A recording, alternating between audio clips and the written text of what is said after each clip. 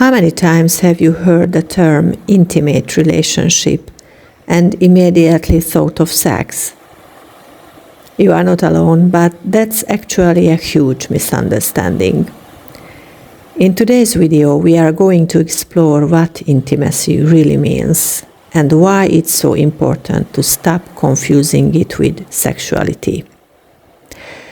Hi and welcome. I am Agota Sipos, an intimacy consultant, and today I want to talk about a topic that affects so many of us, but is so often misunderstood. And that's the connection between intimacy and sex. Specifically, the common belief that intimacy equals sex. Think about it. How often do we hear intimate connection and our minds jump straight to the sexual? But real intimacy is so much more than that. Deeper, more layered, and far more enriching. In this video, I want to break down what intimacy truly is, why it's important to differentiate it from sexuality, and what we might be missing when we don't. I also share a personal story with you, how my own experience with intimacy changed over time and what I have learned from it. At its core, intimacy is closeness. It's a deep, authentic connection that can exist between two people. And that connection can be physical, emotional, intellectual, or even spiritual. It's those moments when we open up and allow someone to see us, truly see us.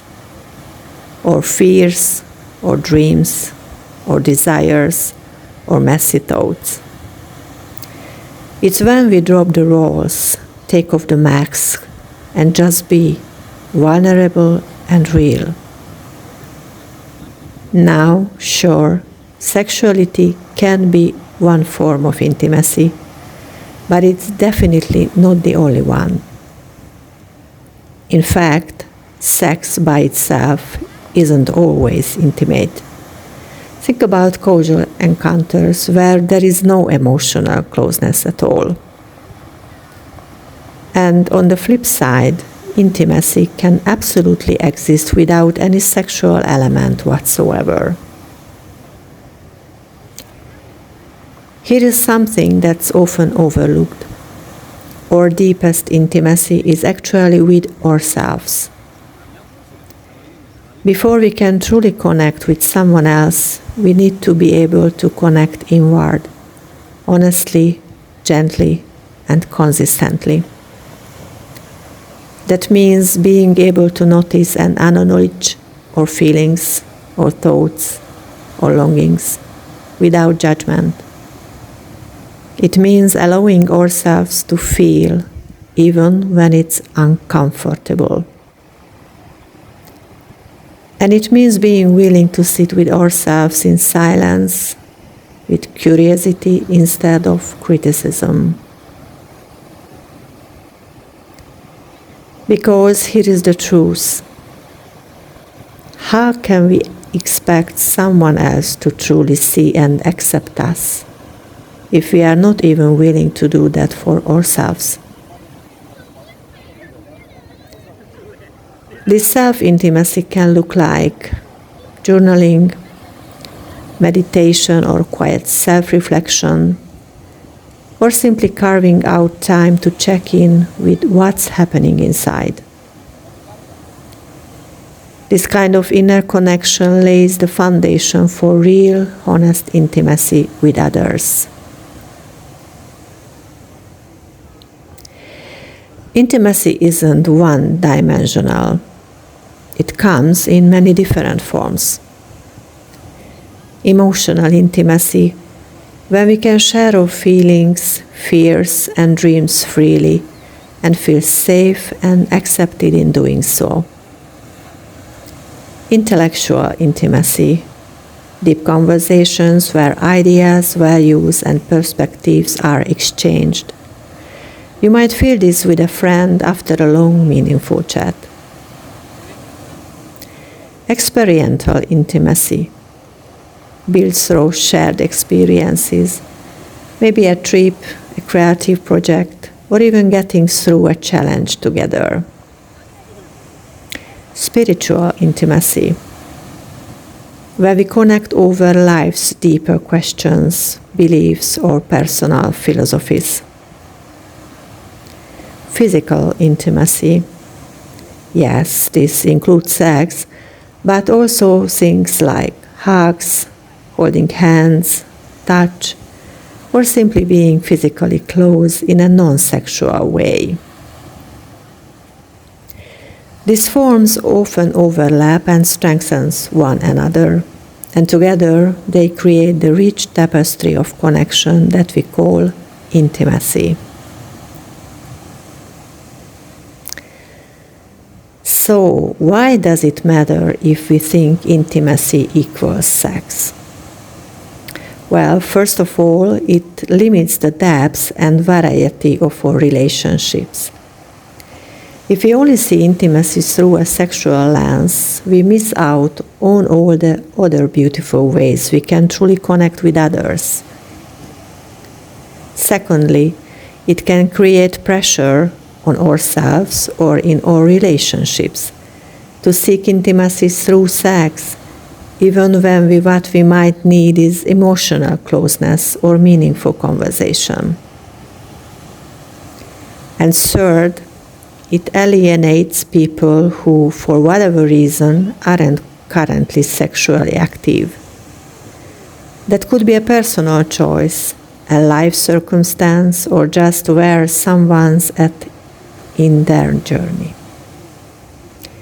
But it doesn't mean they are incapable of deep, intimate connection. Far from it. And finally, this myth can rob us of incredibly meaningful connections with friends, mentors, or family. Relationships that can be deeply intimate, even with zero sexual context. So, how do we build real intimacy?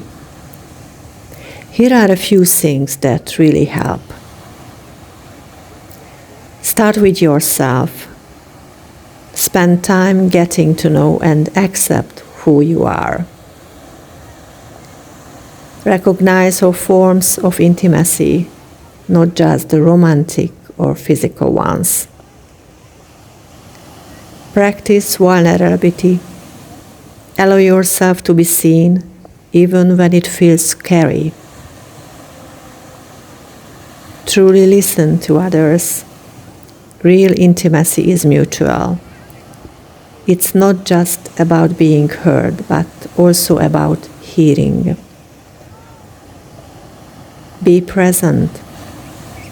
Intimacy is born in the here and now, not in multitasking or distraction. Respect boundaries, yours and others.